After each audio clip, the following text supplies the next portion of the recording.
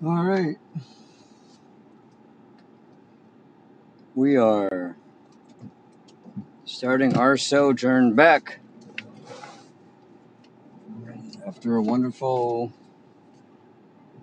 convention in the good old grand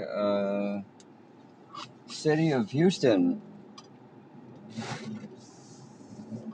Interestingly enough, it was my first time in Houston.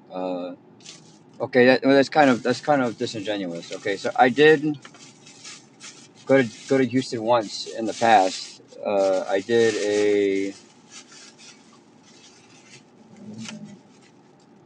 a or attended a Final Fantasy concert. Distant Worlds is the name of it. A few years ago, I would definitely say that in terms of like city and metropolitan vibes, that the atmosphere is very different in Houston in comparison with Austin and Dallas and even San Antonio. Um, very, very, very unique design. In fact, I would submit to you that in terms of what city or what area I enjoy, not necessarily enjoy, but just it was, I guess, easier to navigate around. I will definitely tell you that Houston definitely has a lot more a lot more to it than San Antonio. Very, very interesting. I went to Anime Matsuri this weekend, very uncertain of whether or not I was going to make it, but nonetheless, I'm still incredibly thrilled and incredibly blessed to have been able to go and meet so many wonderful people. Um,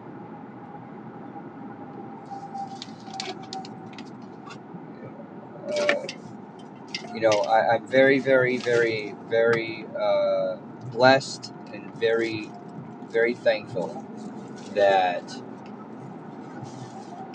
uh, I was able to not only, experience the convention for what it was, but truly just thankful that I got a chance to get reunited with so many wonderful people.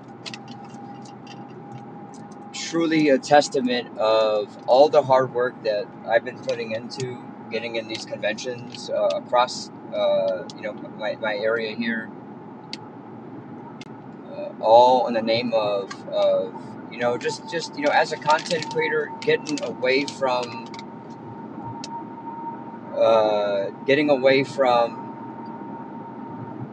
uh, the computer at home, the video games, getting away from kind of like my own comfort zone, and exploring different avenues for myself creatively that I never thought I would be able to do, or even just in terms of what I would be exposed to. I just never thought I would just have the unique opportunities that I have, and it's just been wonderful. Um,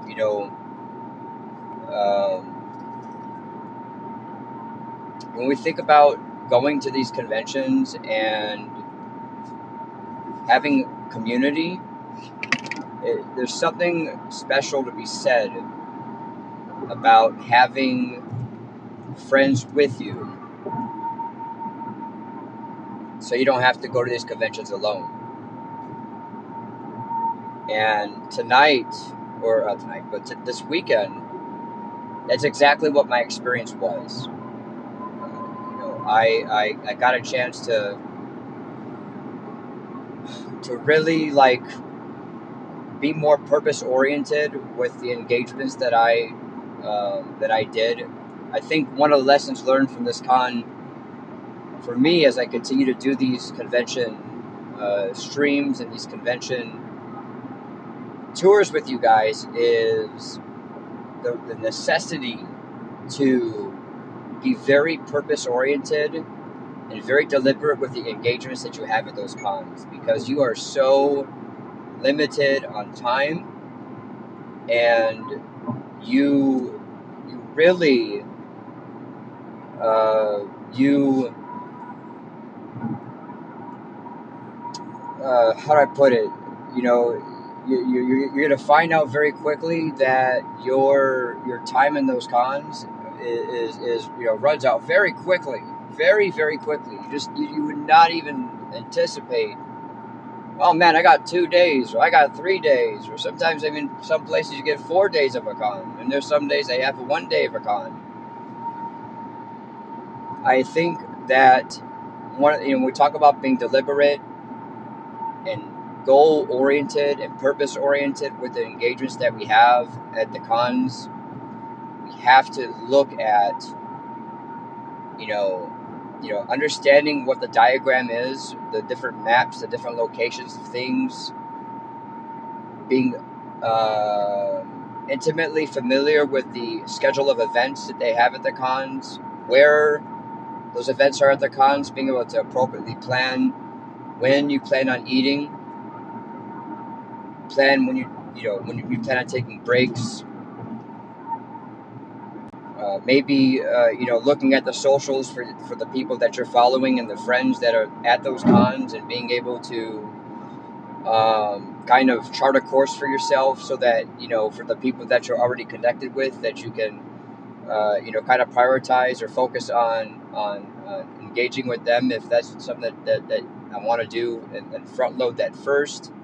So if I kind of know who's there already, instead of taking hours to get a lay of the land, and not necessarily getting lost, but getting sidetracked. And, oh, there's a cosplayer here, there's a cosplayer there. Needing to be able to have a plan of where you plan on going, and if you're following the social media accounts of the people that you're engaging with, being prepared. So like, if I know that Twin Capricorn Cosplay is going to be at the con and that they're a friend of mine, maybe having like an index card, what I want to talk to them about. Hey, you're limited on time, I'm limited on time. How do you, and there's a couple things I'd like to do. Obviously, take the photo with you.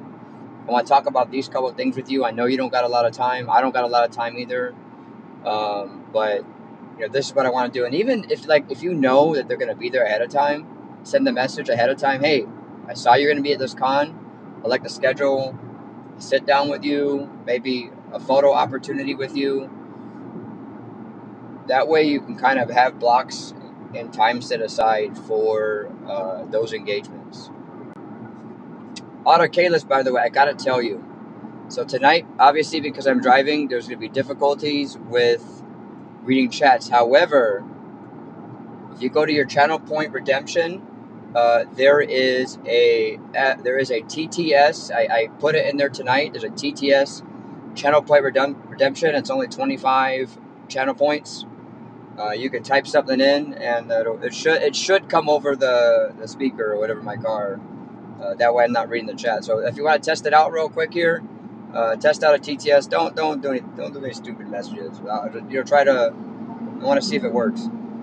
I hope it works.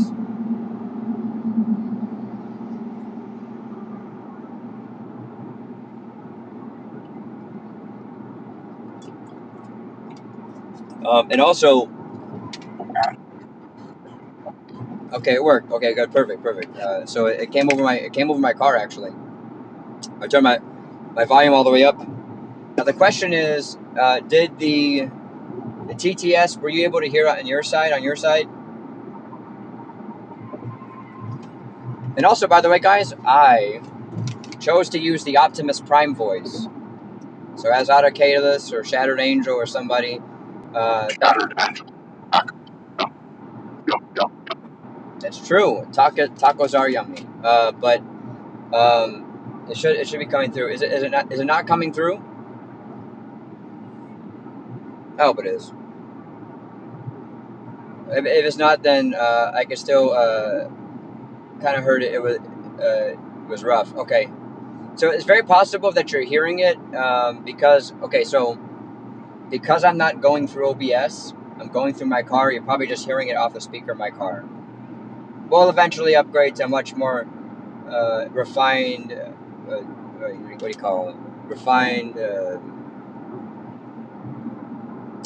sound system because when you stream on mobile, it's different when you stream mobile when you use OBS or if you use a Twitch app. But I'm not really using OBS. I'm using an app called Prism Live. Prism Live lets you put overlays in, so that's how you get the. That's how y'all can see the chat pop up as I talk, so you guys can see your chats. The alerts generally work too. So if somebody does the get over here, the sound alert should pop up.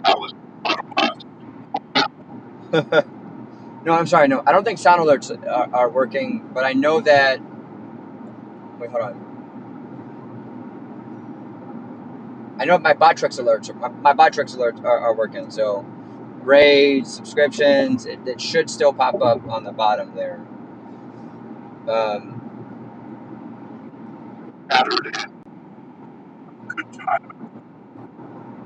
man. By the way, it's very possible, probably in like 30 minutes, I'm going to drive through a dead spot for probably 5 or 10 minutes of that time. I'm not going to end the stream, but just kind of just keep it tabbed up so when you start hearing me yap again, you guys won't lose the conversation.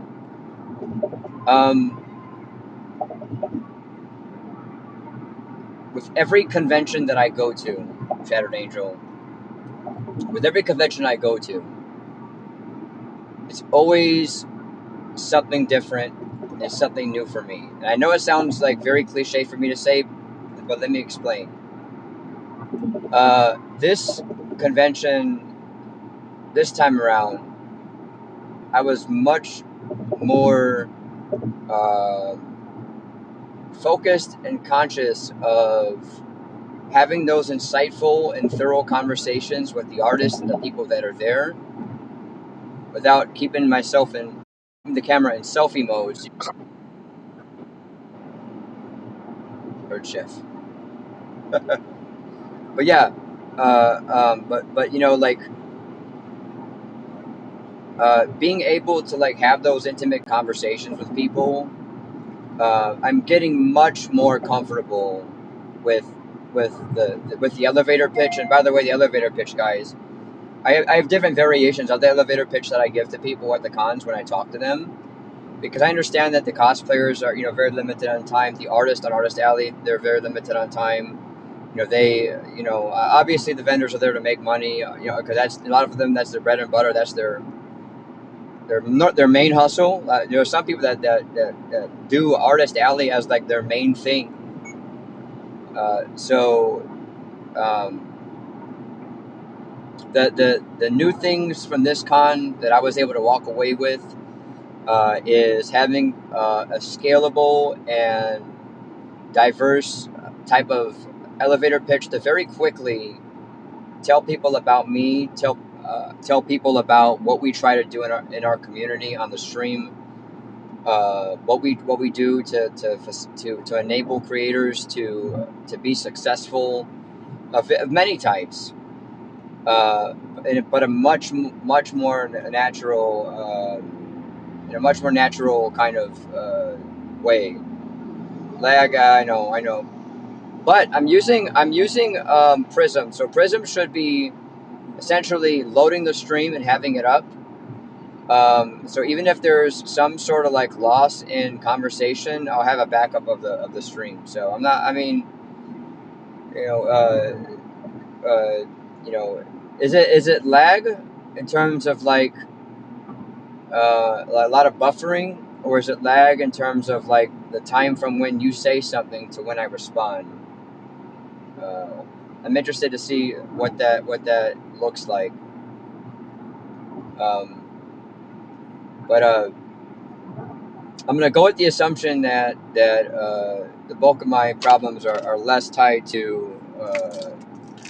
Actually, I gotta make sure my other phone is not tethering, because if it's If my other phone's tethering, then it's gonna be problematic because it's just pulling data. Let me see.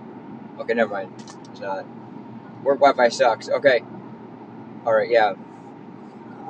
But yeah. So number one. Yeah. No worries. Um, but this convention specifically, we had a scalable and diverse elevator pitch. An elevator pitch, ladies and gentlemen, what it is basically it is um, when I meet somebody for the first time, what am I going to say to them that isn't necessarily too much of a yapper fest talking about myself? One or two, what am I going to tell that person to truly leave a lasting impression? Right? Not necessarily in a fake way either, but sometimes you think to yourself, you really cannot overcome a negative first impression. You can't. It's very, very difficult. So when I meet somebody for the first time and it's a cosplayer, and I see maybe a cosplay I've never seen before, or a cosplayer that I've never seen before, acknowledging the cosplay first of all. Hey, saying hello and acknowledging the cosplay they have, and being complimentary and respectful about it. And and once we take the picture, and and obviously asking permission before you take the picture. If if they're underage, you kind of ensure that that there's some sort of adult consent in that process. um, and a little bit of respect and being polite, goes a long way. But as they're taking that picture, now that picture's been taken, you say, hey, like, obviously say thank you for the photo, and you say, hey, the reason why I'm taking this picture is not only because you have a wonderful cosplay, which is true, but it's because hey, I'm Red. I'm a Twitch streamer and convention creator. I come to cons to meet amazing cosplayers just like you. That's all true. That's all authentic. That's not lip service. Uh, you know, introducing yourself, shaking somebody's hand and saying, "Nice to meet you." I'm old fashioned, y'all. I mean, I don't know. Maybe it's because I'm old, but sometimes when you meet somebody, whether it's the same or the opposite gender, extending your hand and shaking the hand, making eye contact, and say, "Hey, man, thank you so much for that photo. I really appreciate it. It's nice to meet you. It's great to talk to you. I'm a convention streamer, and I try to just use my platform in a positive way to lift others up and to promote positive and safe convention and cosplay culture." All that stuff, all the things that I'm telling you here on stream, as I'm reiterating and kind of regurgitating, that line that I was telling multiple people over the course of many cons. It was a what do you call? It was a a series of things that I want to say. If I only have 1 to 2 minutes or 30 seconds with somebody, but the things I'm saying are built upon interactions that I've had in the past, or friends of mine have had in the past at cons. I've heard stories of many creators at cons in the past. May have been victims of some sort of inappropriate contact or inappropriate comments, whether it's sexual or non-sexual comments. People maybe potentially berating somebody's cosplay. There's some sort of unfortunate racial undertone. You say to yourself, really? Yeah, that exists, man. There's some people that just think that if Goku is a different color or Superman's a different color, that somehow people can't cosplay as that character, which is just wild to me. That people have that mentality, and so whether it's the inappropriate touching, inappropriate comments, whether it's the people that maybe want to hate on somebody else's cosplay because it doesn't look a certain way, or because maybe because they bought the outfit or whatever. Like, for a lot of people, especially if it's their first convention, you know lot of people make themselves vulnerable to how do I put it? Yeah, there's okay. They make themselves vulnerable. And when I say and here's what I mean by making themselves vulnerable. If it's their first time at a con, maybe they were looking at the flyer. It's really stupid. It's so stupid. You see gatekeeping everywhere. Streaming, Final Fantasy, cosplay. You're always going to run into people that will try to beat you over the head. No, there's work, but they'll beat you over the head. Will try to beat you over the head. You let them, and somehow they feel like they have open season to tear you down for whatever reason they want to tear you down. Not my watch. But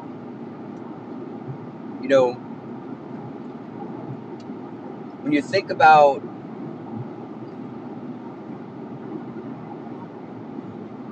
making people feel safe and included and seen, it's wonderful that the things that I tell you guys behind that camera when I'm at home streaming at home base versus being on a stream in real life on the street meeting people, same concepts. Kindness is free. Nobody walks alone. You matter. You are not invisible. I say those things because I know what it feels like to be in situations like that and to be unseen, to be unheard, to be ridiculed, to be gatekept. And the more and more we grow as a community, bring people together, the more that you guys bless me and enable and empower me to do this, the more we can propagate a deeper sense of community and support and awareness, so that even the smallest person who feels like they're small knows in some capacity that they matter, regardless of whatever it is. If there's a disability, age, race, orientation, identity, all and even political background, whatever it is, right? As long as there's no hatred or like, and there's certainly okay. I'm not all forgiving, ladies and gentlemen. I'm not all tolerating. There's certainly thresholds for me for what I try to not allow in my circle. The racists of the world, or people that inappropriately or sexually take advantage of people, pedophiles. So so there is a standard, right? So I got to be very clear about that. But otherwise,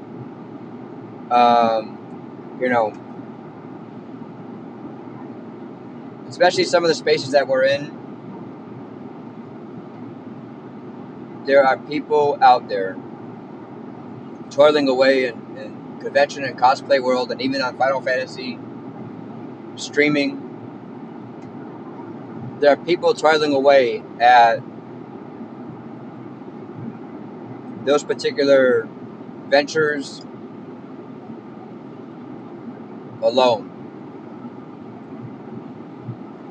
And I'm not. There's no sort of like hero complex. There's no like, oh, I feel like I need to save everybody and be friends with everybody. That's not even the motive at all. there have been, just as a quick example, there have been so many wonderful times, guys, that even the simplest dungeon completion, storyline, extreme, savage, whatever it is, that as a community we complete that content together. And, of course we take the G pose and all that stuff, but so many of you guys have come behind, messaged me, maybe left a comment on the picture, or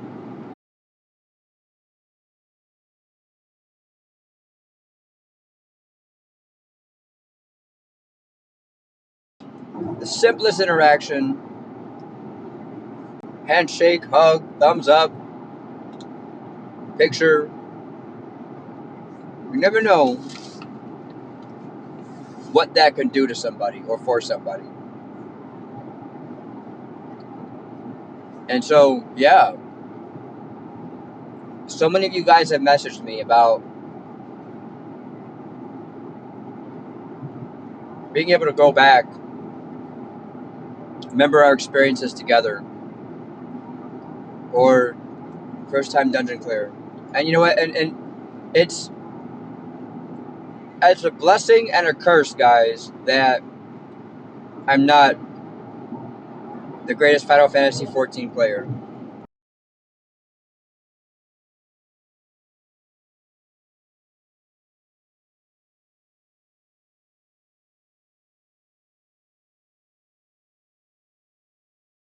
I used to get mad because, um, like, this is Final Fantasy, man. This is my game. This is what I play. 200 something days, 10 or 12 years. Like, that used to be that's my thing. But then I realized something. I realized something very, very important.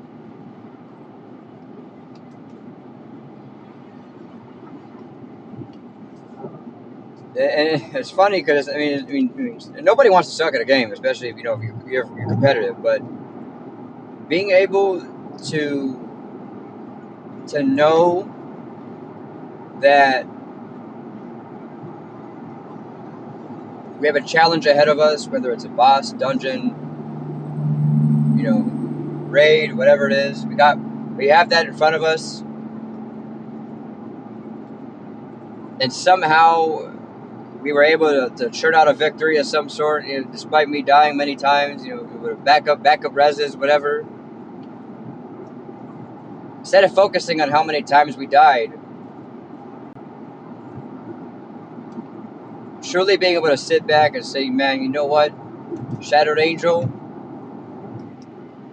without you, I would not have been able to complete this. So thank you. Or Ada Kalis, or Babadook, or Draven, I wouldn't be able. I wouldn't be able to say. I wouldn't be able to have the privilege and joy and honor of being able to, reflect on that moment with you guys. So I'm not happy to be in Final Fantasy 14 mediocrity land. I'm always in some capacity striving to be better and learning new things and optimize my job and all that stuff. But my focus, man, is truly just I know that I am just good enough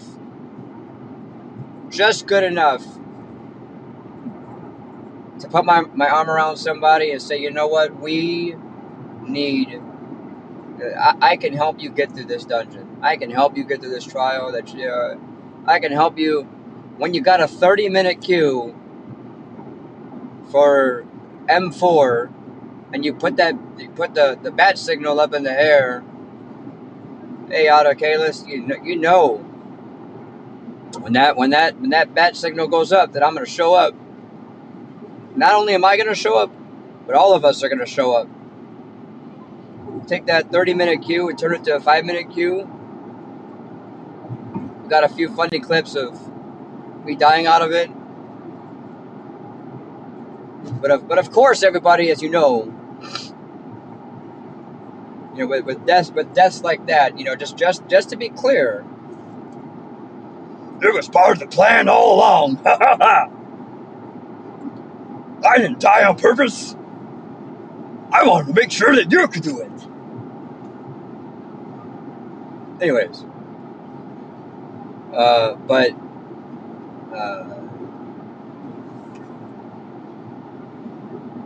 when I meet somebody, I was talking to that vendor earlier today before you guys started showing up to the con stream. He's asking me, how I feel about the novice network, people being able to come in and all that stuff. And I left him with the point when I said, like,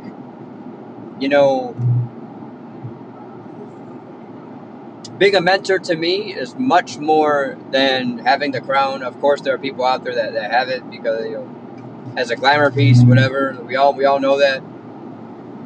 But for me, what does that mentor crown really? What does that do? I mean, it doesn't really do anything. Probably one of the least important metrics, or things that got on 14. Next to what's your beast tribe, or what do they call it, your beast tribe rank or whatever. But I said, hey man, being that mentor and having at least a place for people to go matters. I told our new friend today that the 14 art, I say, hey man, yeah, we mentor folks and get them to content, but that's not it, man. We take them Jeep poses, we throw them up there, so you have a point in time that you can look back and remember going through that content with somebody. We got the glamour, the fashion show. We have the Thanksgiving environment that we created. We have the Christmas.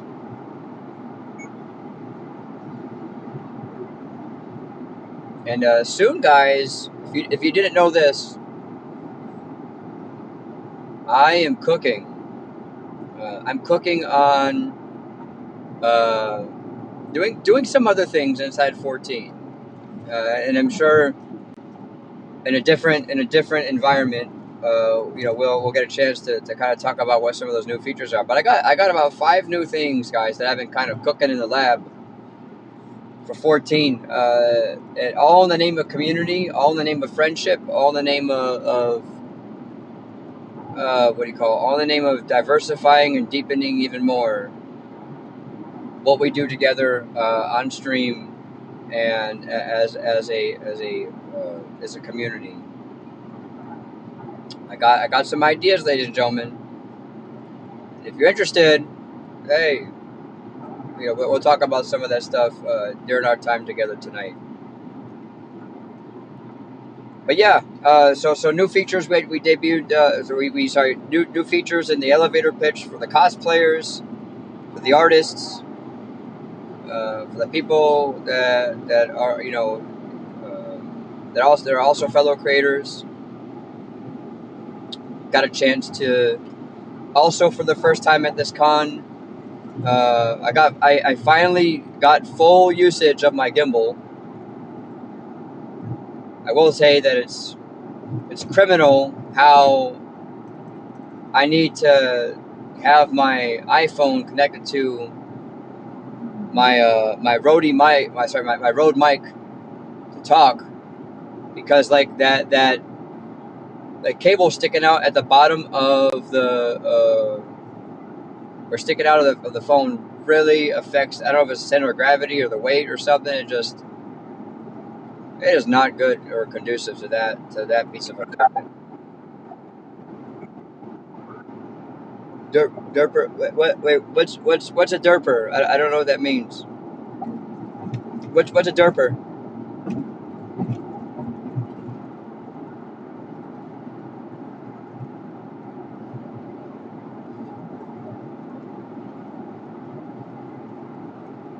I don't know what a derper is. I know what a gooner is. I know what a derper is though. By the way, I learned the term gooning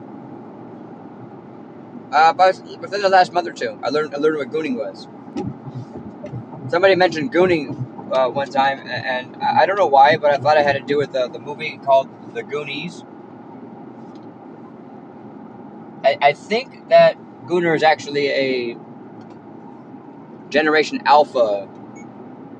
You know, the after millennial. I think it's a newer term up there. Skibbity and what's the other one? Cap, no cap, whatever. I think that's all part of that the whole thing. Sag. Okay. You don't know. I don't know what it is. Nope.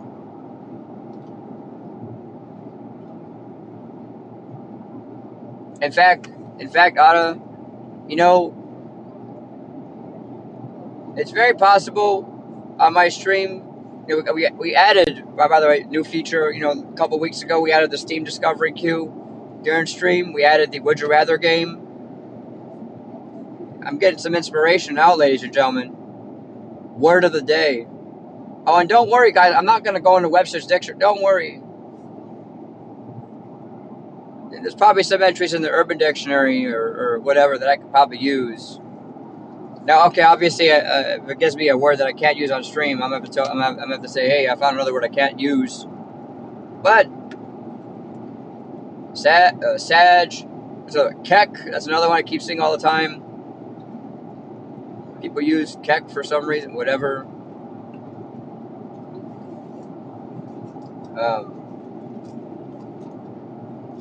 It's interesting too because I had a very, very in-depth and wonderful conversation with Draven a few months ago. I think it was around the time as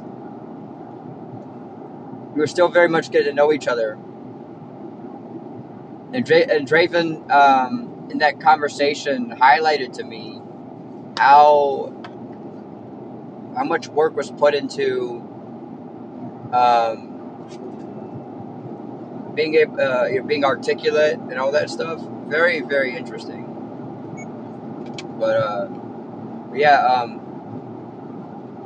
make sure. By the way, guys, make sure you use your channel point redemption points, so I can hear what you got to say. Okay, I can't read the chat, so hopefully it comes through. If it doesn't, then we'll whatever. But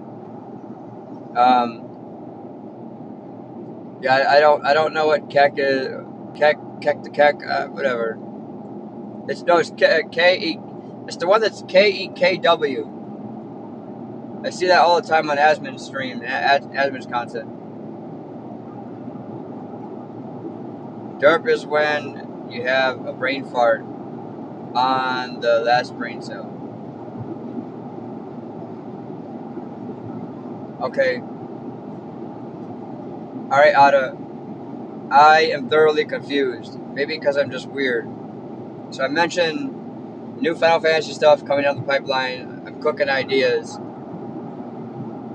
Are you saying I derp because I forgot what I was going to tell you? Is that what derping is? Or are you saying derping is like, I'm gonna make brain rot material?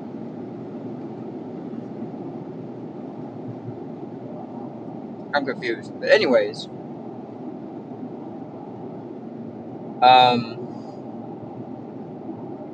but yeah, full usage of my gimbal.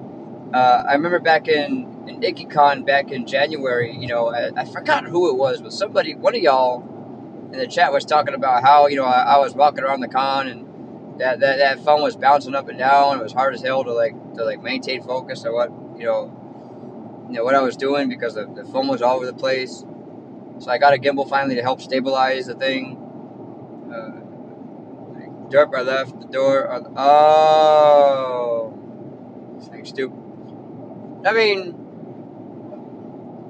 can I home gang this, or is it a good idea to home gang this? I think is a very valuable.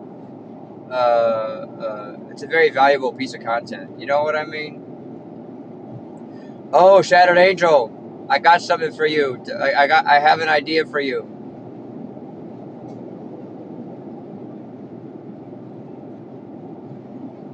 I forgot to tell you. I had an idea for you today. For your YouTube. You want to hear what the idea is? You know, you want to hear what it is? Sure.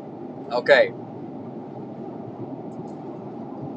Have you ever seen videos on like Instagram or TikTok or YouTube where people are like talking, but the guy's doing like Minecraft in the background or like some sort of like platform game or whatever? Have you seen it before?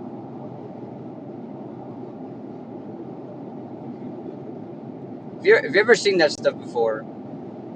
Um, uh, you know, you are an absolutely stunning and talented Final Fantasy 14 creator. But wouldn't it be awesome if you and I were able to collaborate? Hey, if you okay, guys, if you're gonna talk, you gotta use your TTS so I can hear it come over the speaker. Okay, go to your channel point redemption and use the channel points to talk. Because I can't read while driving. But I'm abusing the TTS already. Is it? Oh, I think I know what happened. Hold on, give me a second, guys. Hold on, give me 30 seconds, okay?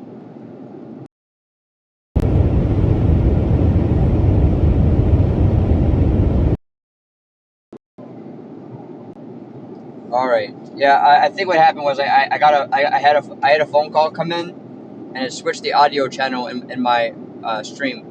Can you try to use a channel point again? I just want to see if it works.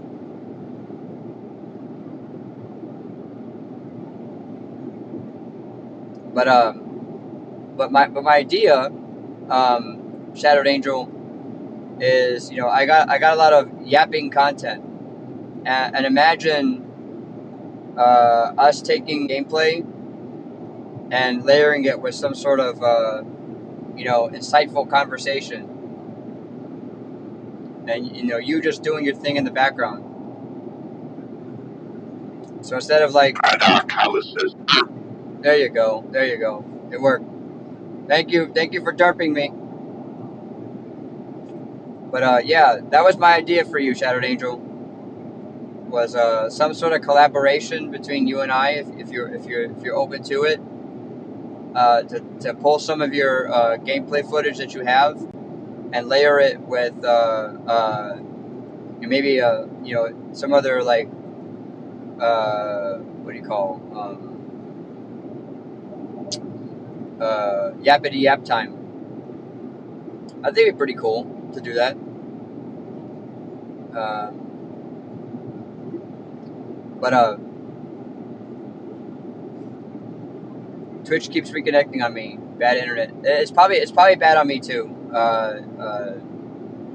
Chatter. Autumn. Probably bad on me too.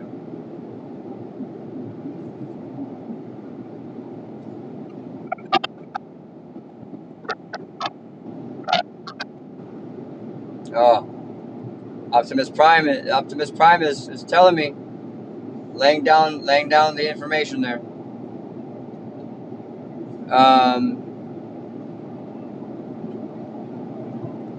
Okay. Hold on a second. One second, guys.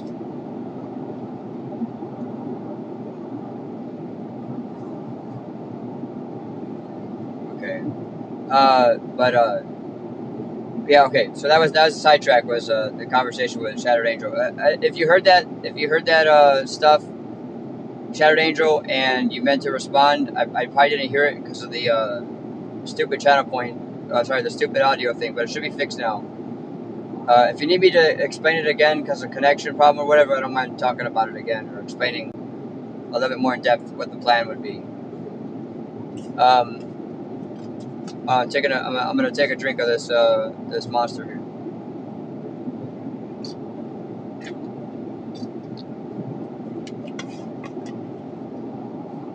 But using the equipment, using the microphones for the first time, I generally have like my the Little Red with me.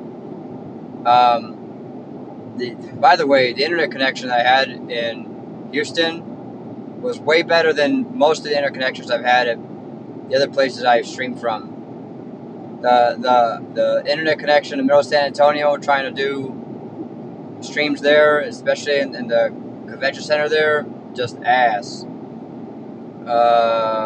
Same with like the Bell County one and Sunica. That Civic Center doesn't have good internet either.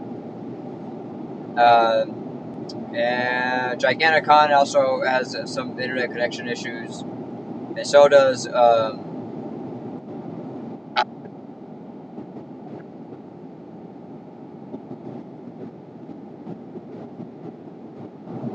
yep.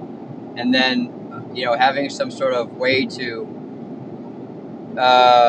put like on the video like gameplay footage courtesy of Shattered Angel. Give a follow on YouTube or whatever. Subscribe. Obviously I wouldn't take your footage and certainly Safira. By the way, this is my first time. This is also a first today of having the text to speech overlay with the IRL stream. So by the way, so we're moving up in the world with IRL streaming too. I got the mount in the car now. I think Draven mentioned having a mount. I mounted on the windshield or whatever, so y'all can see me. So I'm not holding the phone in my face, or you guys aren't looking at the ceiling of my car. Yeah, guys, we're moving up in the world.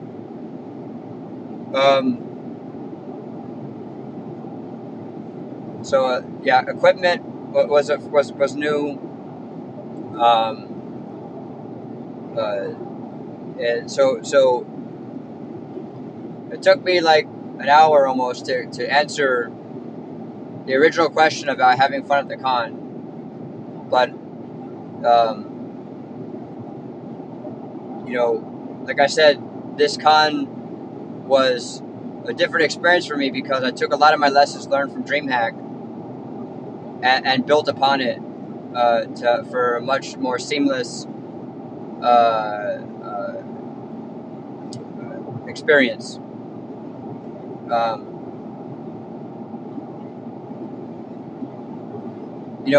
For some of you guys that are just joining the community, just joining me for this journey. Some of you may or may not have heard me say this before. Some of you may have heard me say this, but I'm going to say it again. It is incredibly important to me that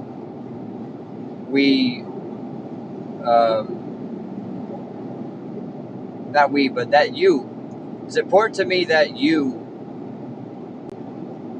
get a different glimpse or different perspective on who exactly I am. There's me behind the camera when I'm playing games, and obviously, some of y'all like that swear jar a little bit too much. Babadook and Draven, so many of you guys just keep putting that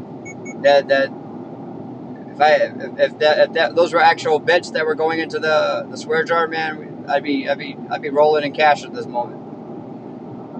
But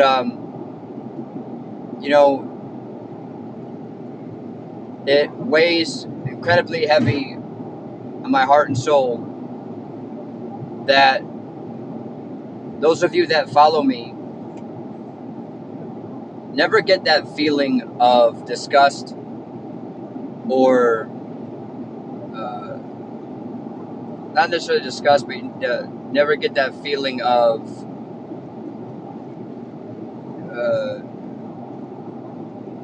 I don't want to say ooey gooey, but that that feeling of, man, I can't believe I follow that guy. You know, I want each and every one of you, as I tell you that nobody here is just a number. It's not only based on you as an individual visitor to my stream or viewer, but truly that when I go to these events and I go out in public and I meet people and I shake hands, that you get to see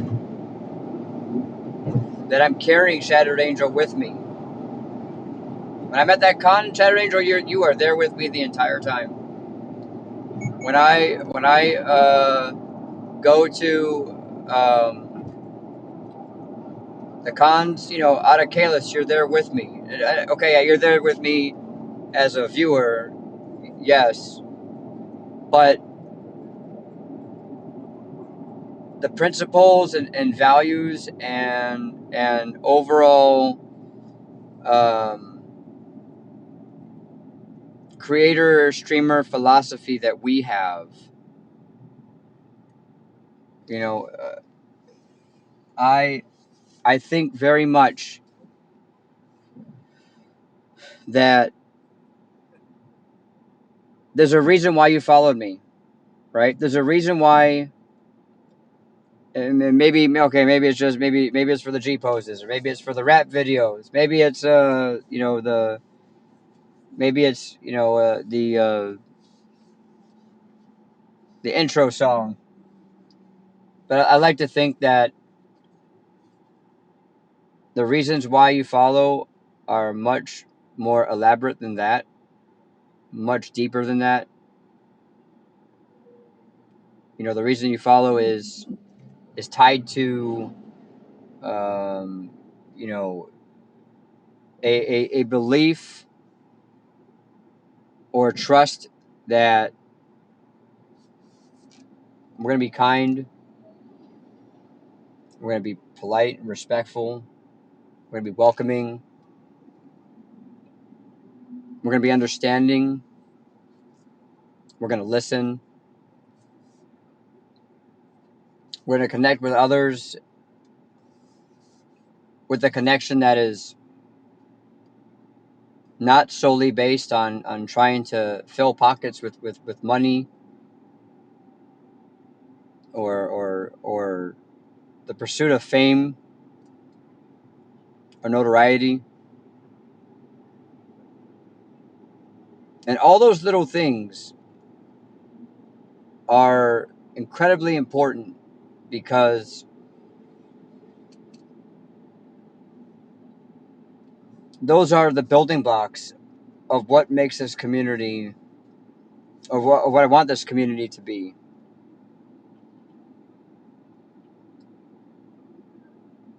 You're such a dork and we love you for it, you know? But I'm your dork. I'm okay with that. There's a little bit of honor in that. So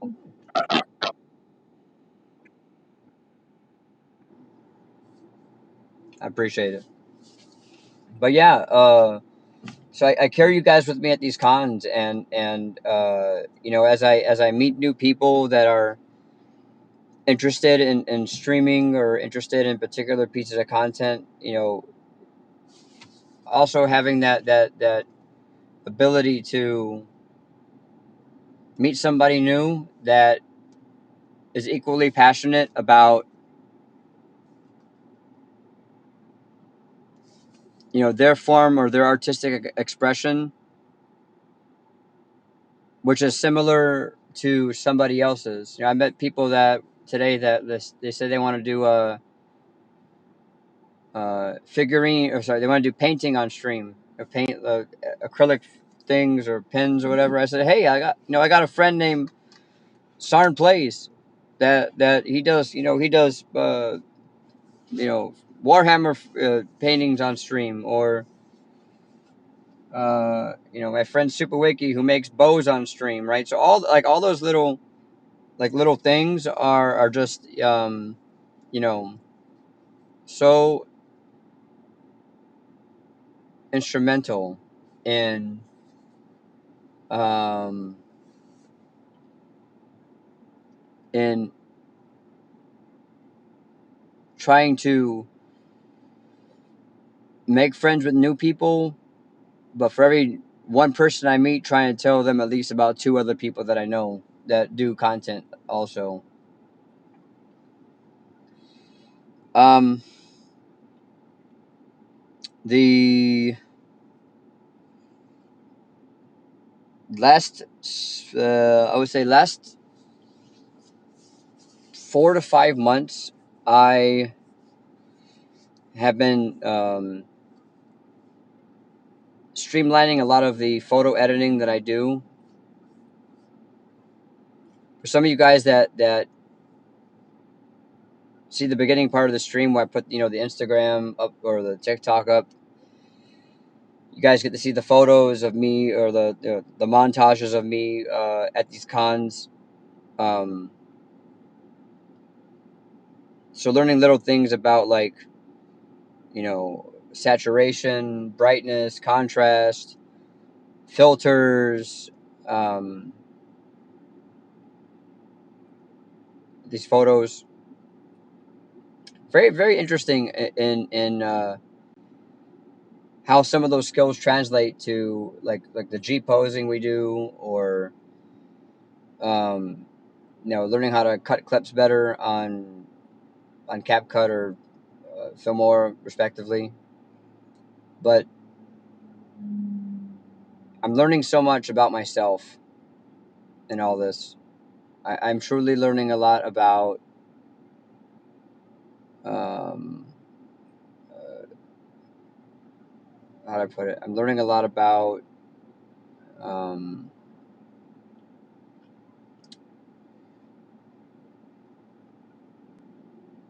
how to create additional avenues for yourself. I could simply turn on Final Fantasy 14, press the go live button, and that would be the only thing I play. But man, the last month, guys, has been probably the most diverse month for me in terms of content. Obviously, DreamHack, the convention today or this weekend, the Steam Discovery Queue, Persona 5, um, those free-to-play games we've been playing together, Monster Hunter Wilds. What else? Code Vein. Watching the Summer Games Fest with you guys, and reacting to the new games that were announced. Uh, Going IRL at a restaurant again. Going to round one, or the arcade, and using the claw to get the items out. Going to the mall. I think in last month we also did a new rap video. Talked about doing a like story reading on stream. Truly full of boundless opportunity. Truly a wonderful uh,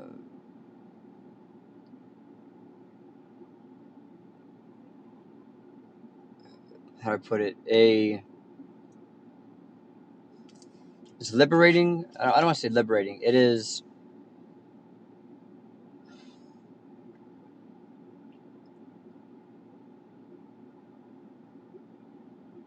How do I put it? Okay, imagine yourself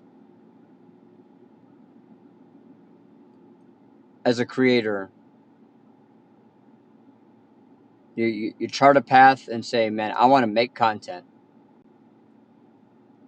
But with it not being a straight line, you're finding all these like these segmented or separate paths that you can go.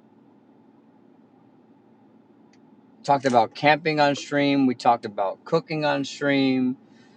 Talked about art, going to the gym.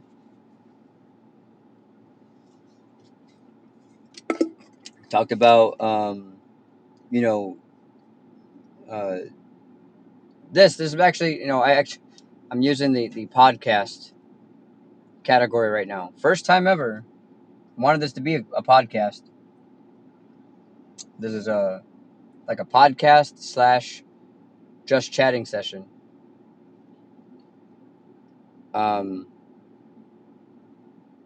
but the fact that you guys are here and are allowing me the opportunity to do this is incredible. I was sitting with somebody last week. I was talking to them about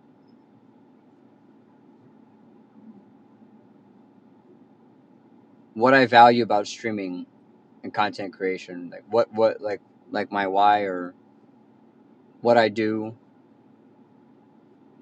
And in the course of that conversation, the one word that stuck out to me was freedom, liberation. And the reason why I say that is because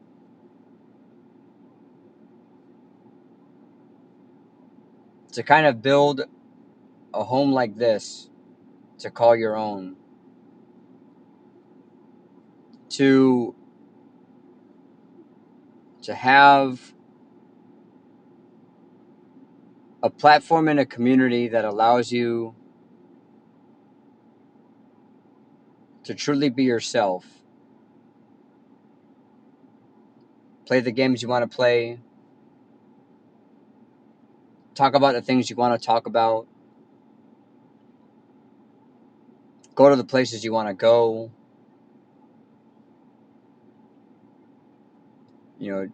at the beat of your own drum. I've been able to take that concept and share that over the course of this weekend. Some of you guys got an opportunity this weekend to hear me, to hear me, or listen to me have a conversation with a creator. We got a chance to meet Mr. International. Literally just walked up to him because I saw him. He had like a phone like mounted to a tripod. I walked up to him. I said, "Hey, are you a streamer? Are you a creator? Because I see you. Are you live right now?" And we gave him the shout out. We talked to him, after the concert. But it was pretty cool once I got a chance to have that conversation with him to share encouraging words with him about staying true to yourself, having the right mentality, the right mindset when you are out there and meeting people, when you're making the content. being focused on the journey as much as you're focused on the destination. You know, the pace does not change the vision.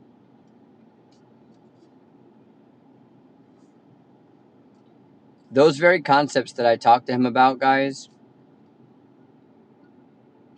are things that have lingered in my mind. And had I not had those thoughts or those conversations with you, I would not have been able to share that with him. He had a genuine laugh, a great attitude. I know, it was awesome. And in some way,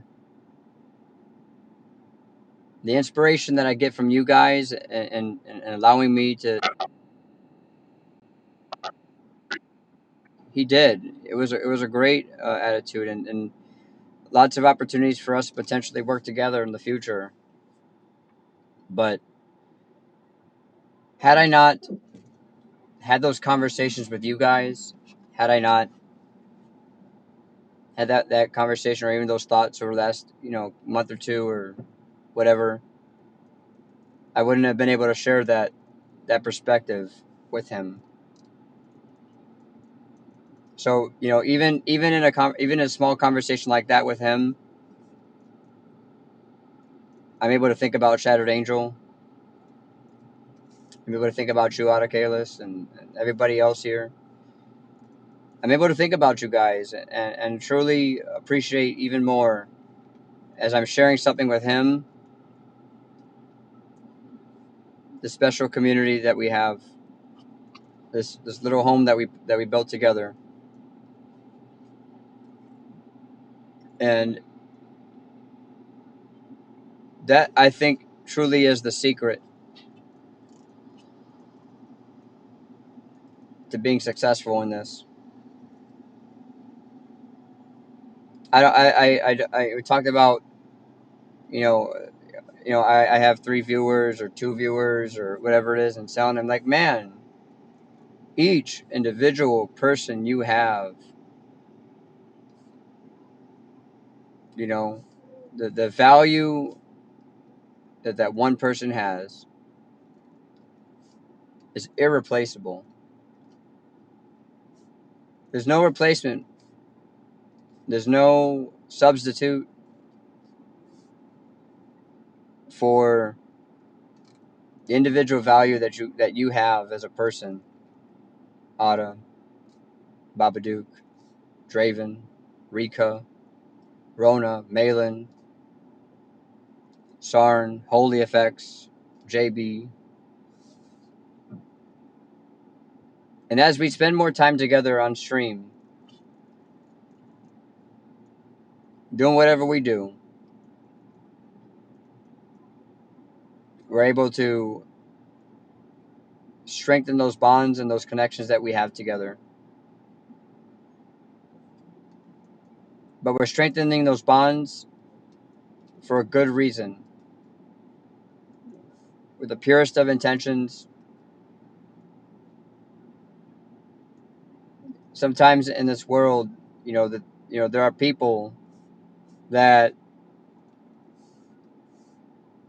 connect with you, but they connect because they want something.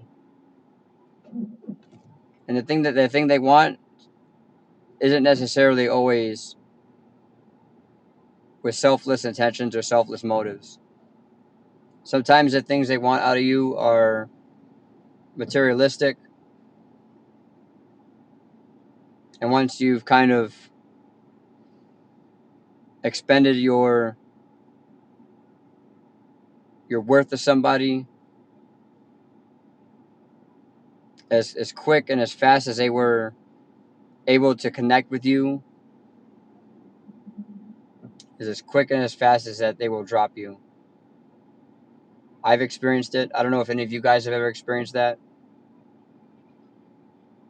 but those are the kinds of things that hurt. They hurt me, at least. Especially when if you put trust in somebody and you tell it. Sometimes if you tell people things in confidence, you're kind of left with this empty feeling inside. This feeling that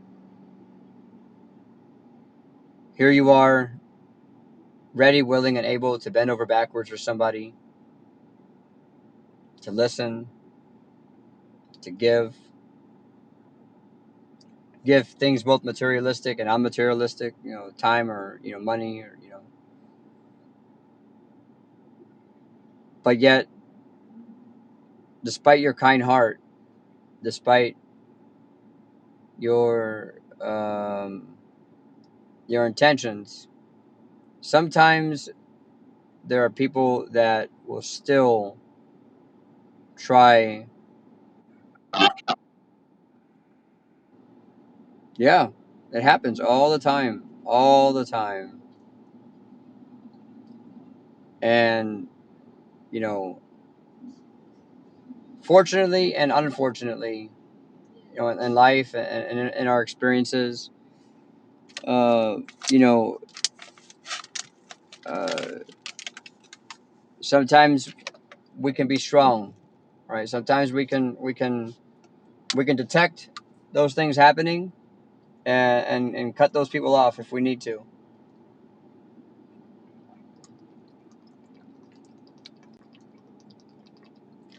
But other times it becomes impossible, becomes very difficult to do. Sometimes you just don't know.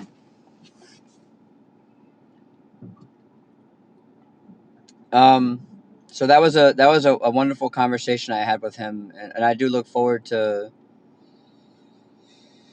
getting into his streams and engaging with his content and connecting with him, and talking to him more about you know streaming things. It's interesting because, like, talking to him, it was very much like a conversation between two people that are in the same trade. Let's say, if you're a football player talking football with people, and strategy, or Dungeons and Dragons, Final Fantasy, whatever. It's two homies, two bros talking about, kind of like how they're applying their craft, and it's very, very interesting. Probably one of the best conversations I've had in a long time with a fellow streamer and creator, like face to face. Like, 'cause, I get, I'm in the chat supporting my friends all the time, but like having that level of conversation is something that I don't normally do. Zari, what's up, buddy? Good evening. By the way, Zari,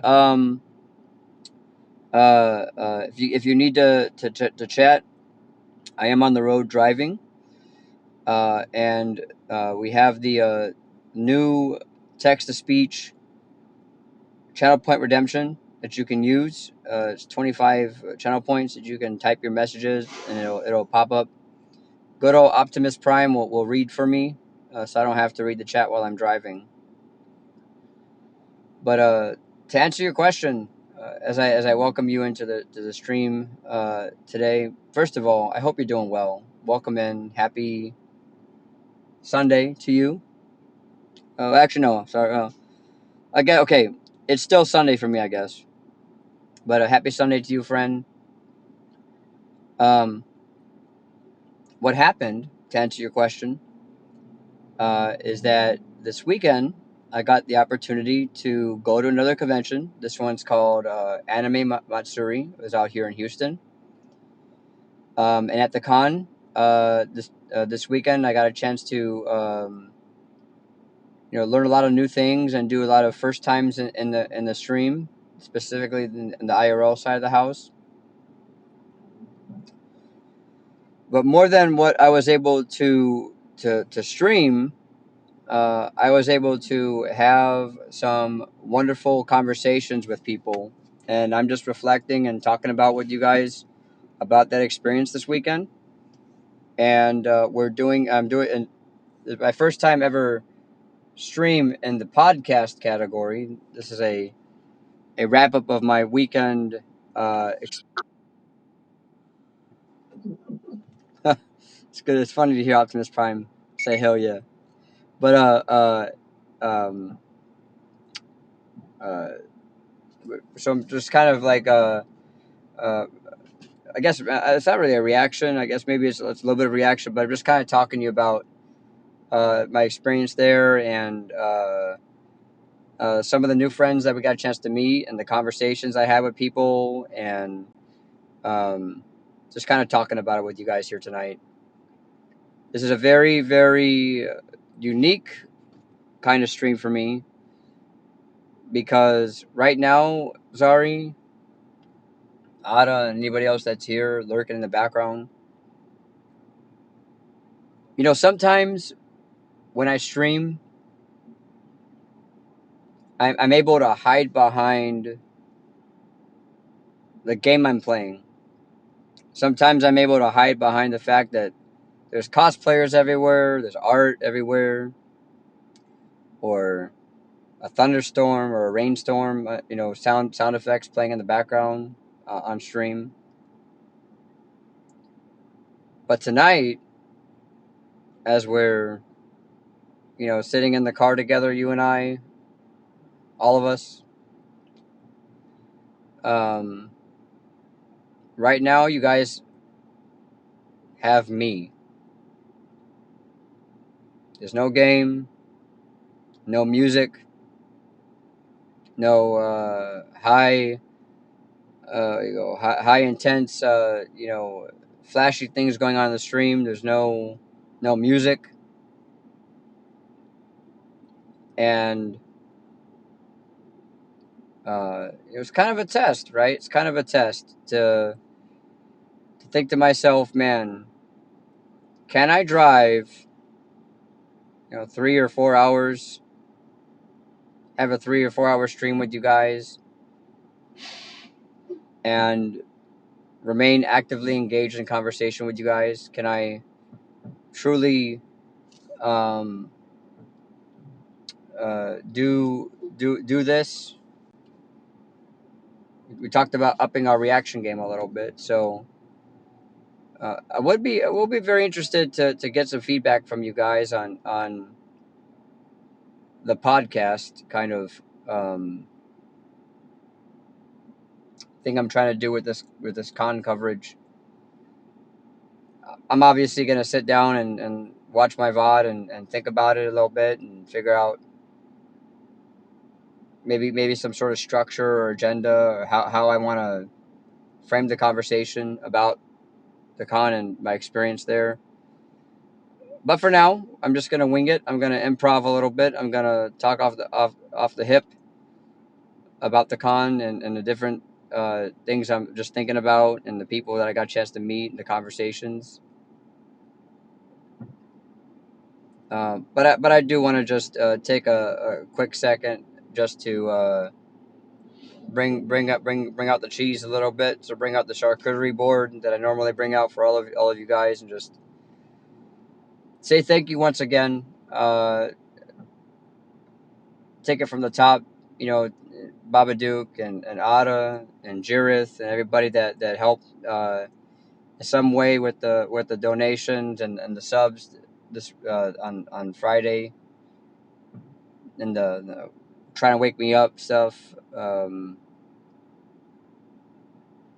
thanking you guys for showing up to the stream out there in the con. And very possible that the sound might not have been the greatest, or maybe the camera kept bouncing around, or all those other like little things. But I truly I do want to say thank you. I saw Ada in there, I saw Moon Crystal in there, I saw Quindra in there, Babadook, Shattered Angel, Draven.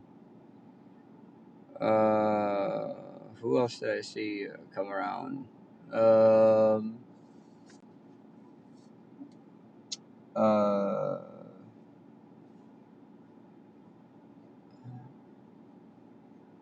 Hold on. There's somebody that was lurking earlier. Kitten. Boss Kitten. I think it was Boss Kitten that came in. Um, hope I didn't leave any names out. If I did, my apologies. But um, I do want to say thank you again to the people in our community that showed up. Uh, kind of walked alongside me at the con and listened to the things I had to say to the people I was coming across, both new and old friend alike. We got to have some wonderful conversations today at the con and over the weekend. So that's kind of what we're talking about today. Um, Zari, we were talking about my conversation with Mr. International. He was streaming on Twitch, Kick, and on YouTube at the Flow concert. And I saw him with his streaming rig in his hand and walked up to him and dropped him a follow and shout out on Twitch. And then after the concert, him and I got a chance to have a conversation together about streaming and community building and, authenticity. We got a chance to talk about so many other like subtopics. We were sitting there, two homies just yapping away about streaming and how we do what we do and why we do what we do and what we do. It was a great conversation to have, and so shout out to him for allowing me to pull him over and yap away with him for a while. It was wonderful. We got a chance to talk to another creator, guys, this weekend. That I want to highlight. I'm gonna highlight many creators, but just again, these are just notable conversations I had with some people over the weekend. But um, I know her name began with a Q. I don't exactly remember off the top of my head because I can't browse my phone at the moment. But we got a chance today to meet an artist. She told me that she used to stream, but had to take a break from streaming because of some serious uh, physical ailments that she was going, medical condition that kind of took her away from streaming. But despite the slowdown in streaming or the setback, she was, her first con in a very long time,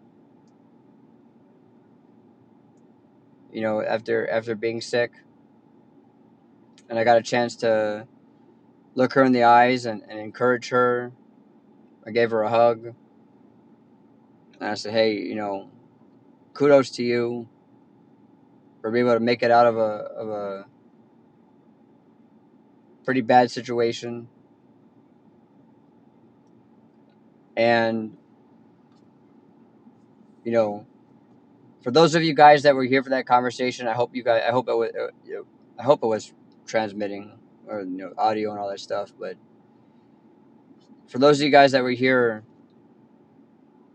you got an opportunity to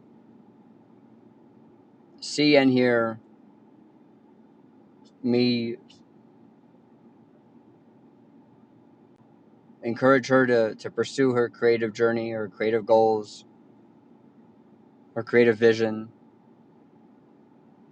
to understand and recognize that sometimes we have setbacks in life, medical, in that case for her. But being able to climb out of a situation like that as a fighter, to still take those moments and opportunities to overcome trials in life, was just an honor and a privilege to do that. And again, ladies and gentlemen, I would not have been able to have that conversation with her and uplift her and encourage her to as she thinks about getting back on stream to create things. I would not have been able to do that without all of you. And I know it sounds cliche for me to say, but I'll explain what I mean. She talked about doing art on stream. She talked about those pins that she creates from her artwork, the drawing behind it.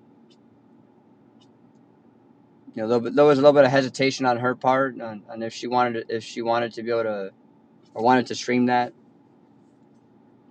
I got a chance to reference and point out some of the other artist friends that I have connections with in this community and elsewhere, to encourage her on as she resumes her content creator or streamer journey. To you know to recognize that there is hope in that content.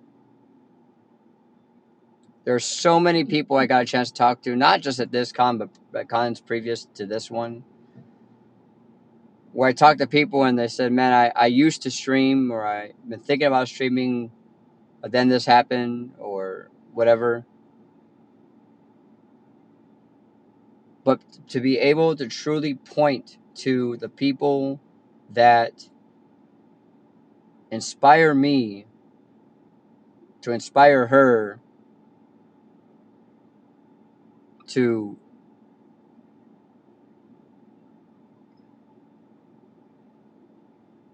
be the best version, best, or so, employ the creative vision that she has with a sense of freedom.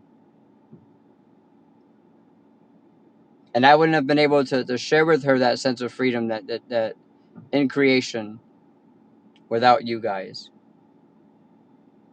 To say, hey, you're thinking about painting? I got a friend that paints. You're thinking about streaming, Rivals? Awesome. I got a friend that streams Rivals, or many friends that stream Rivals. But yeah, she was going through this medical situation and thinking about just getting back on Twitch. I said, hey, we're gonna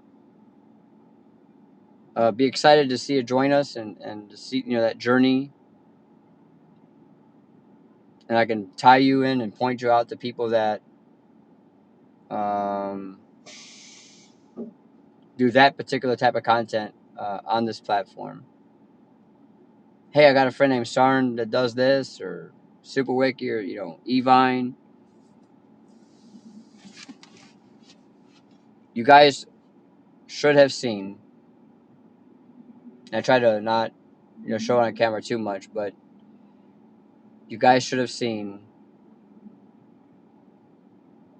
that wonderful person, that light that she has to gain some additional brightness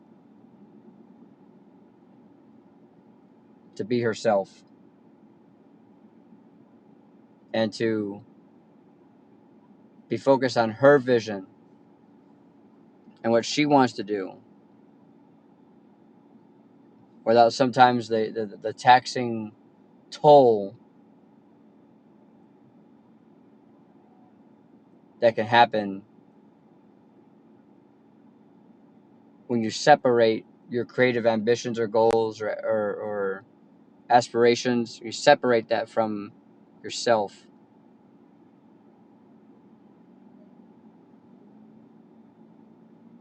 And had I not had this community to teach me those things, I otherwise would not have been able to share that with her. I say, man, stream what you want. Be yourself. Have fun. People are going to show up for you. Those little things that I told her are true. And the best proof I have to show her that is each and every one of you. And that right there, ladies and gentlemen, is what makes this community so special. I can use our story as a community to offer words of hope and inspiration to people that are potentially either on the cusp of a breakthrough or are scared to take the leap, to take the chance on yourself, to create the things that you want to create, to be the person that you want to be behind that camera.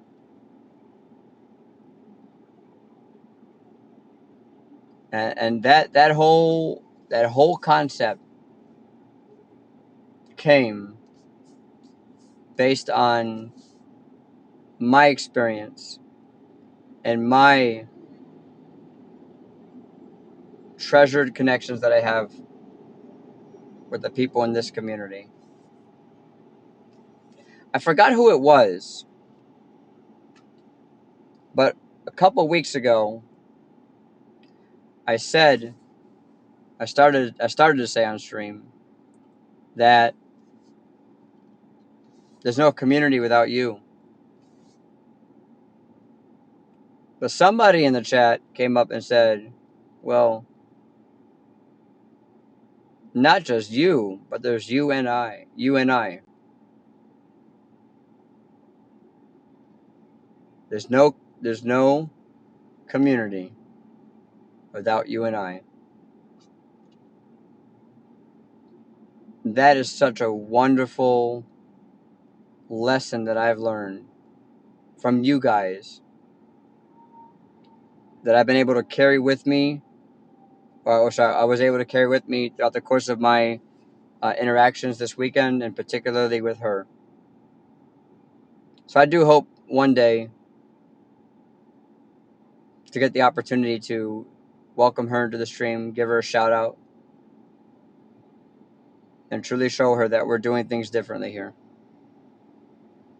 Anybody can press the shout out command. Anybody, exclamation point, shout out, whatever. Anybody can do that. But the difference is how you plant those seeds of friendship and inspiration and kindness.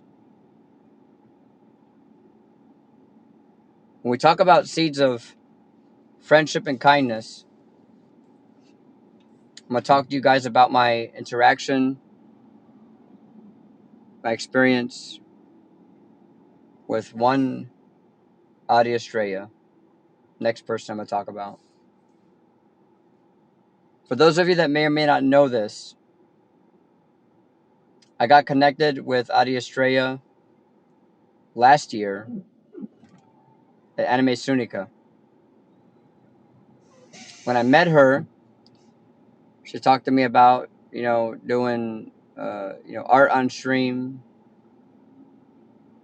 talked about cosplaying, so many things we talked about.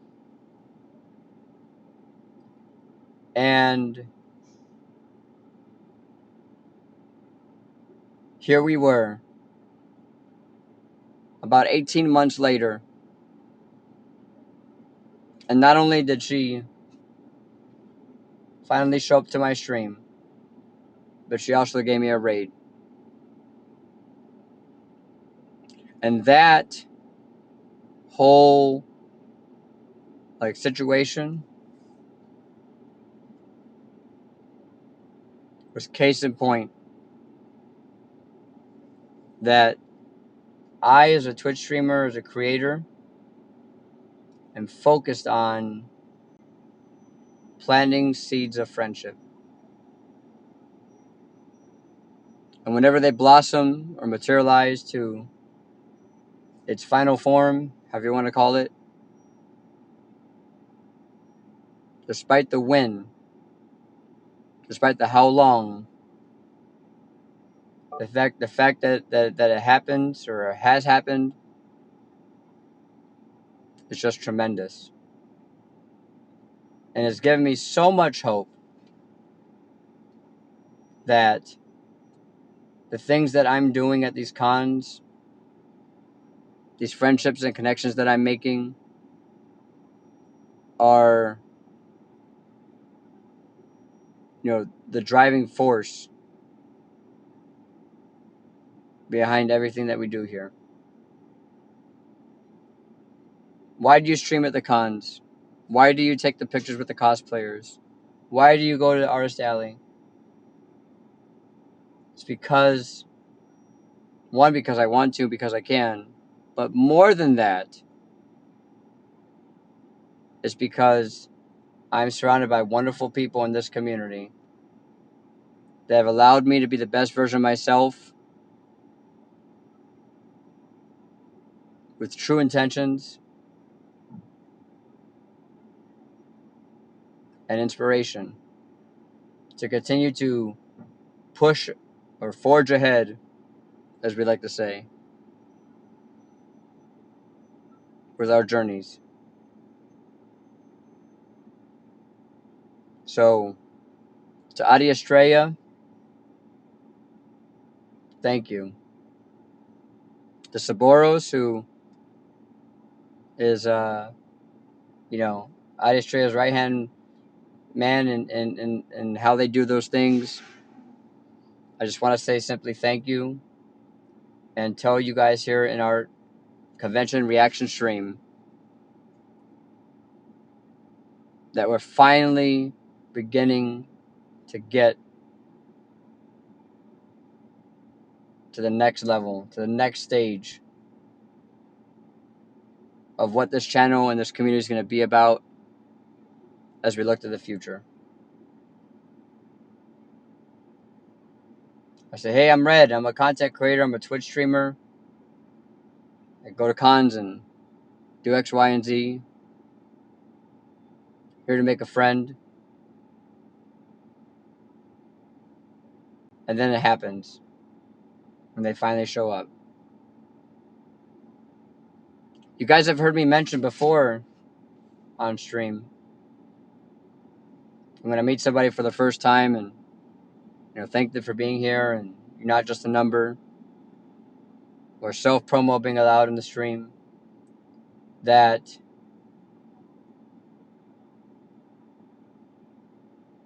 I am genuinely thankful to see you guys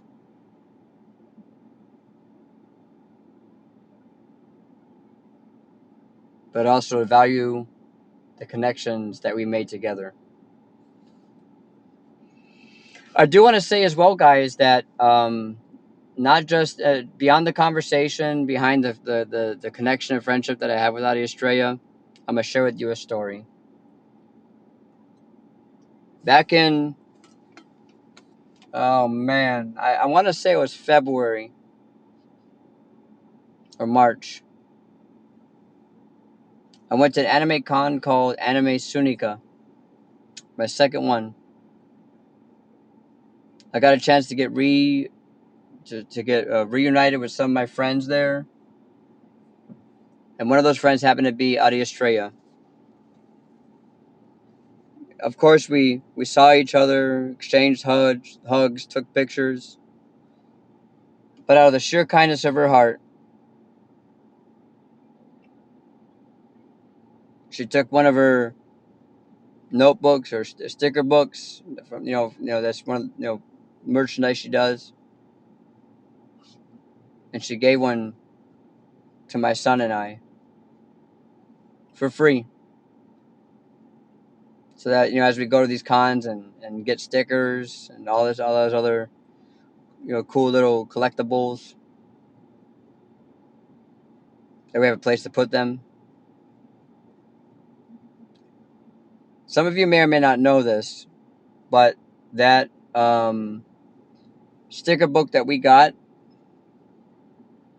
we lost it at DreamHack somehow. I don't know, we sat it down on a desk somewhere or on a table, but we lost that stamp book that I got, sticker book I got from her. And in losing it, that book was for my son to be able to have a collectible or something that he could take with him at these cons, and get all these stickers that my friends make and have a place to put them. Very, very sad, very downtrodden that we lost that he lost that notebook at DreamHack. I turned around just a short time after that con to tell her what happened, that we lost it, and very, very sad that we lost it and that happened and all that stuff. And without a question,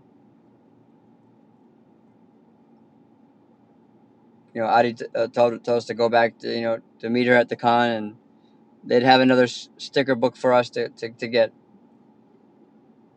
I told her my son was sad, he lost it,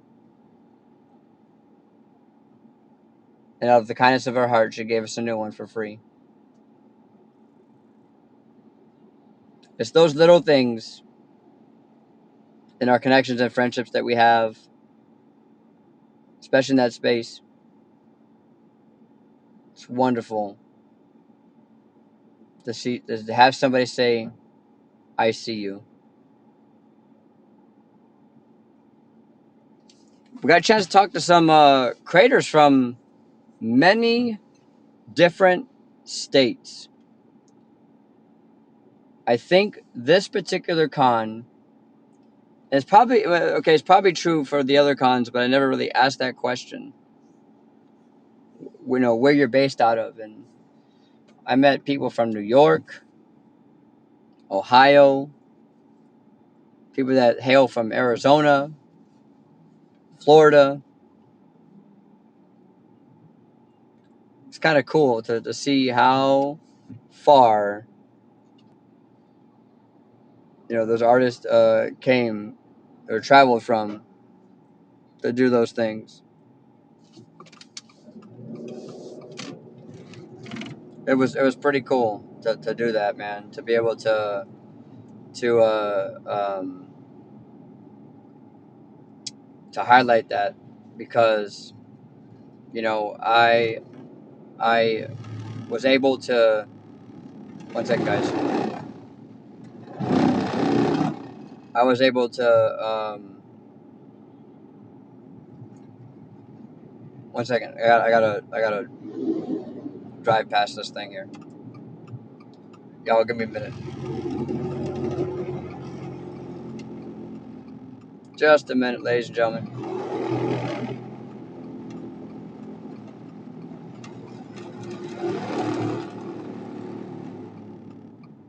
Just a minute. Just a minute, ladies and gentlemen. Driving in the shoulder. Just a minute.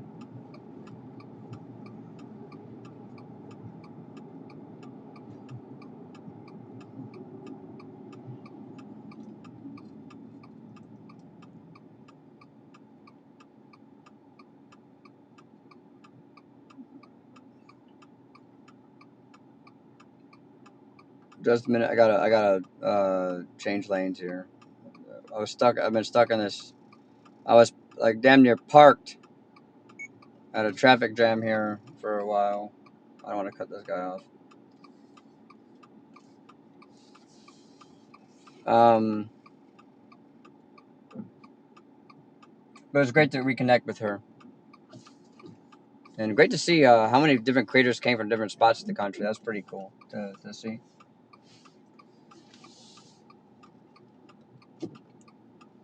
Um, got a chance to meet a new artist. I forgot his name, but he told me it was his first con that he ever went to. He was a local artist there in Houston. He had some artwork with like zombies and stuff like that. It was pretty cool to see. But it was pretty fascinating to talk to him about that stuff. Um, and talk to and have him share his story. I don't think that one was muted. There was somebody I was talking to that Apparently, Babadook came in and said I was muted, but it was pretty cool to be able to talk to him, and we exchanged some follows. We talked about, by the way, classic games. You know, he's mentioning because I saw one of his art pieces. He had like a Game Boy Advance, I think, or like a retro uh, themed art, and it was pretty cool to talk to him about that because I think he'd be like, "Oh yeah, I started in Nintendo 64," and I think the moment that he mentioned that, I was like, "Man, I'm pretty old. You tell me your first console was an N64, and I'm on the cusp of 40 years old and starting my gamer journey on a NES, playing Super Mario Brothers and Duck Hunt and all the classic NES games. Some of y'all had to, some of y'all might know what it's like to blow into a game to make it work. But interestingly enough, talking to him about N64, I was talking about GoldenEye. I will tell you guys that I was never the world's greatest GoldenEye player, but I got plenty of memories playing GoldenEye back in the day. I share with him about proximity mines. I don't know if there's any GoldenEye players in the stream. Let me know if you guys ever played GoldenEye. They had proximity mines. There was a DK mode. If you guys don't know what DK mode is, okay, so actually let me rewind for a second. So Nintendo 64 had a first-person shooter. People consider GoldenEye to be one of the definitive titles of first-person shooters from back in the day that revolutionized PvP gameplay as far as first-person shooters are concerned. And GoldenEye had a lot of um, unique modes. There was and so one of the modes I'm talking to you guys about is called DK mode. And what DK mode literally is, ladies and gentlemen, is where your player or your opposing player, their heads got gigantic. They got big, like big headed mode, and you're sitting there, those heads are damn near taking up a good chunk of your screen, especially if you have one of those small CRT TVs back in the day. So DK mode was one of the modes. They had paintball mode on there. They had these mines called proximity mines, and you get these people that you're playing GoldenEye against, and they take the mines and they throw it against the wall or on the floor, and if you're not paying attention, you run by one of those mines, it's going to be a bad day for you. Um, but there's other memories I have of GoldenEye too. The slappers mode only run around, and the only way you can kill your opponent is by slapping them to death. There was um, the golden gun they had there. For some reason, I had this bright idea while playing GoldenEye back in the day, where I thought to myself, "Man, I'm just gonna kneel down." And so I remember seeing in whenever you played GoldenEye, it was split screen. You either split it in fours or split it in twos. But I remember seeing me play against like my brother or a friend. Here's little old me kneeling down and running really fast, shooting people. It's pretty funny. I think Oddjob was the character I played with the most on GoldenEye.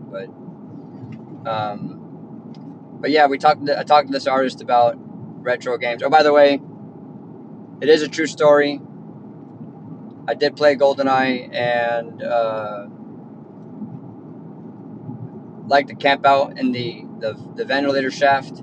I think the level was called Complex. I think it's Complex. I could be wrong, but for some reason they had a spawn point for GoldenEye for this particular level inside of a ventilator shaft over a bathroom.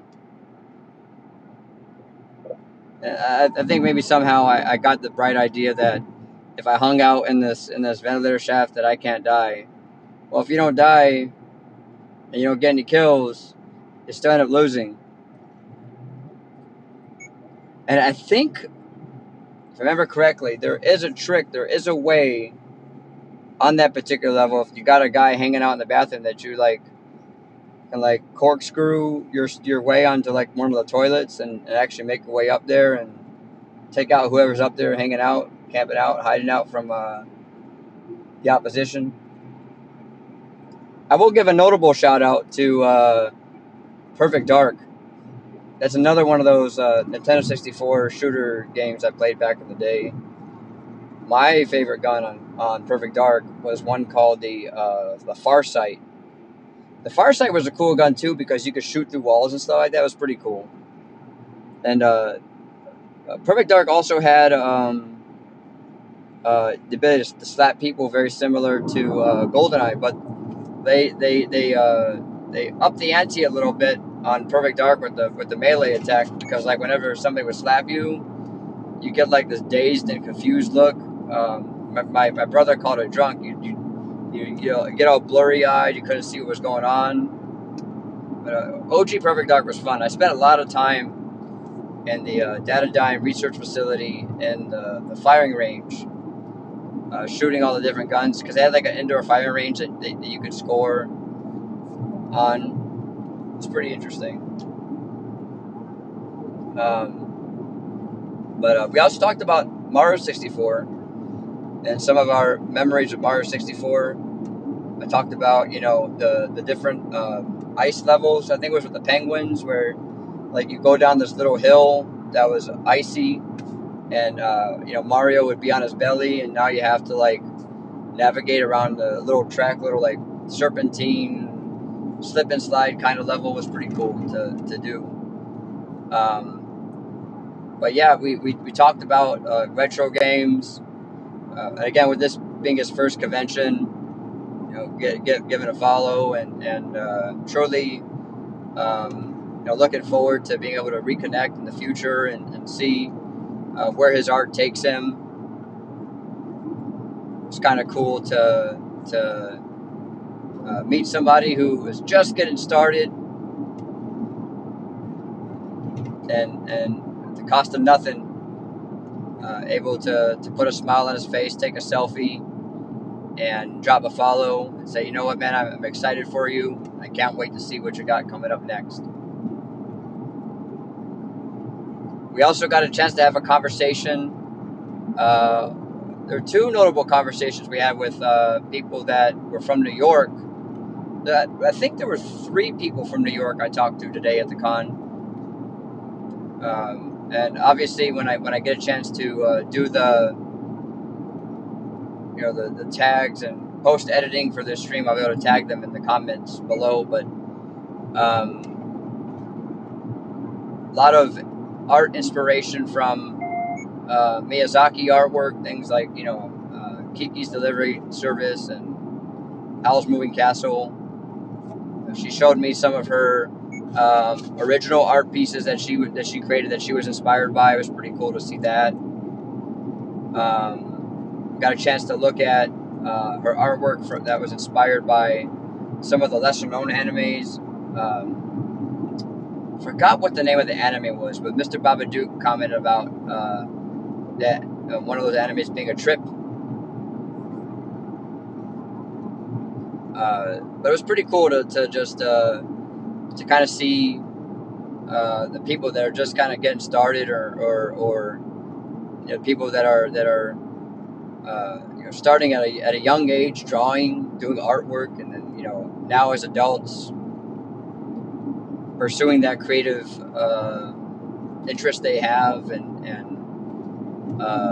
the artistic expression.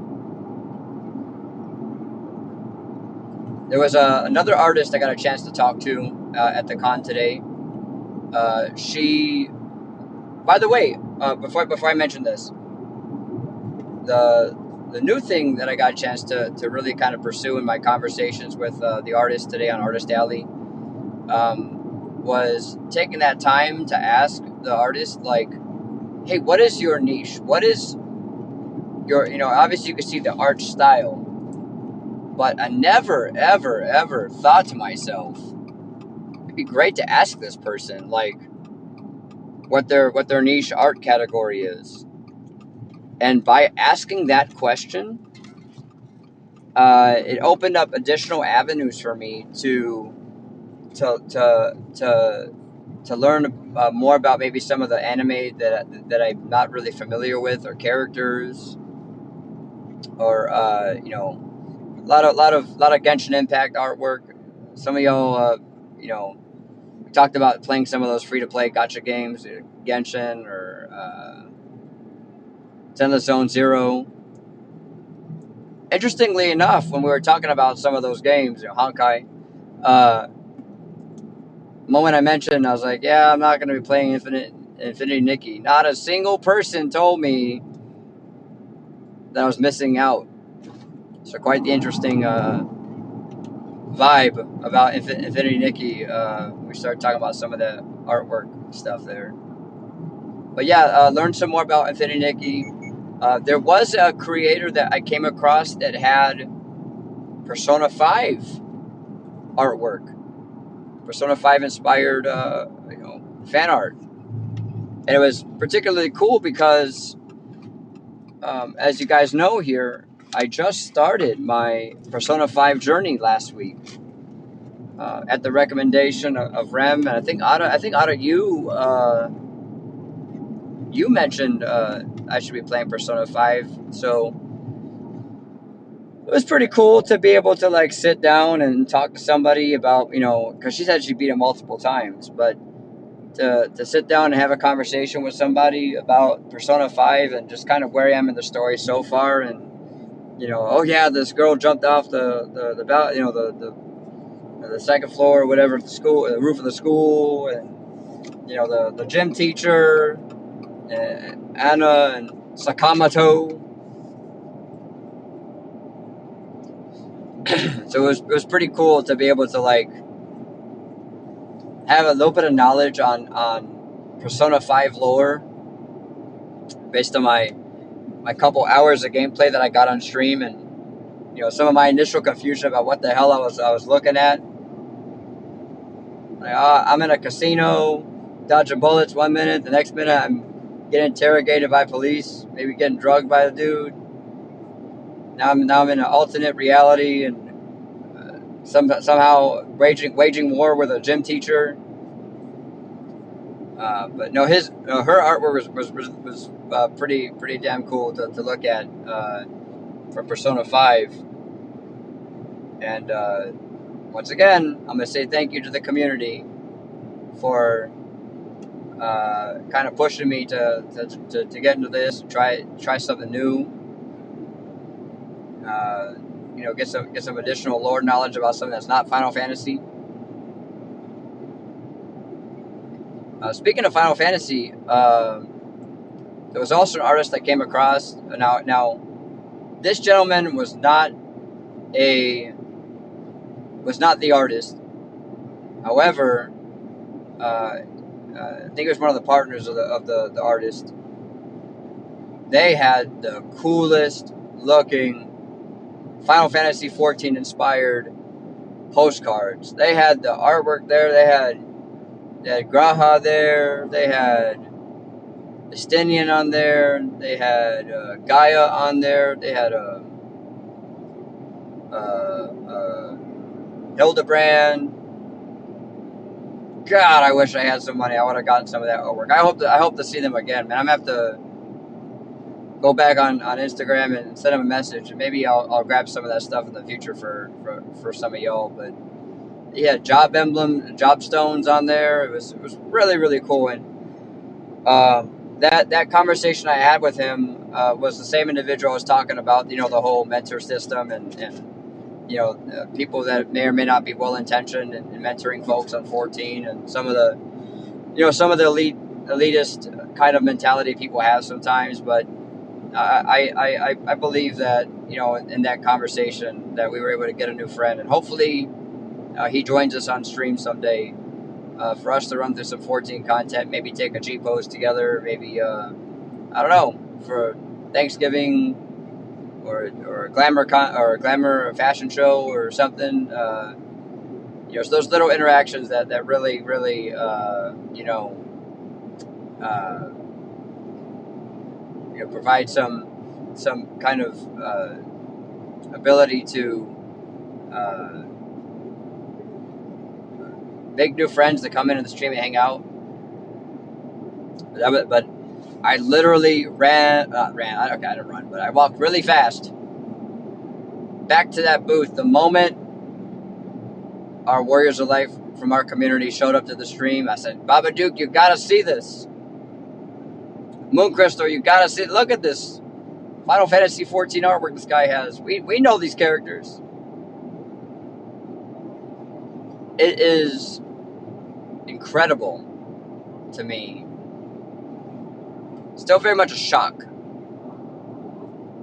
whenever I go to these cons and I see Final Fantasy 14 inspired art. I'm starting to see a lot more of it. A lot more of it. Pins, stickers, some of those meme things, you know, like the big cat, fat cat. I think it's called Fat Cat. But I remember a time when you wouldn't see much Final Fantasy art at these shows. You might see like a Final Fantasy 7, a Sephiroth, or a Cloud, or a Tifa, but never like 14. You know, I've been playing 14 for many years. Been doing con coverage for a while, but I never saw the amount of Final Fantasy 14 artwork as I've been seeing over the last year and a half, 2 years, and that's awesome.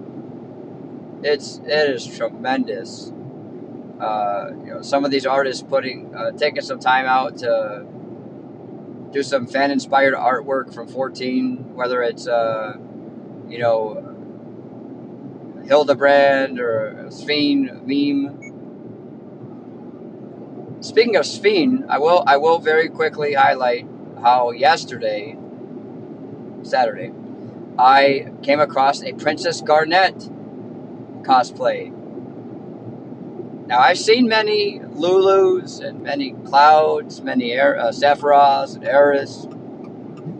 Never seen any Princess Garnets. First one ever.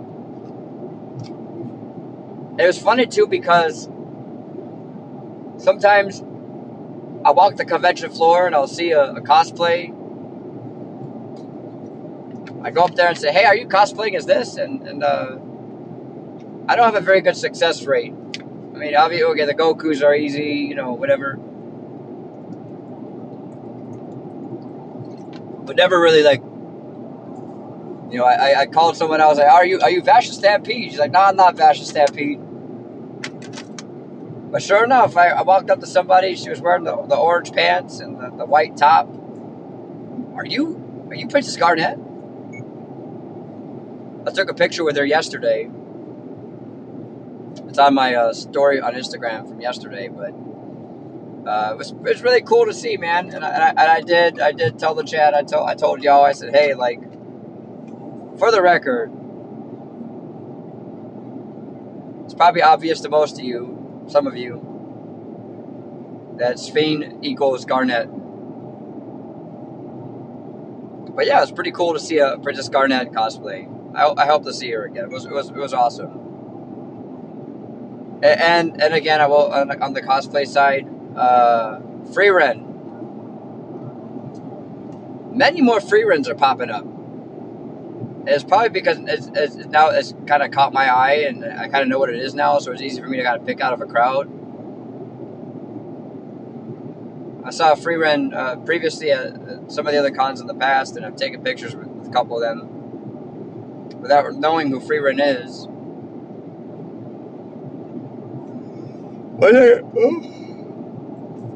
Seeing somebody dressed up in white, looking like an elf, with a staff. I don't know why I made the assumption that that person was a white mage. But no, Freeran. I actually started watching Freeran for the first time last week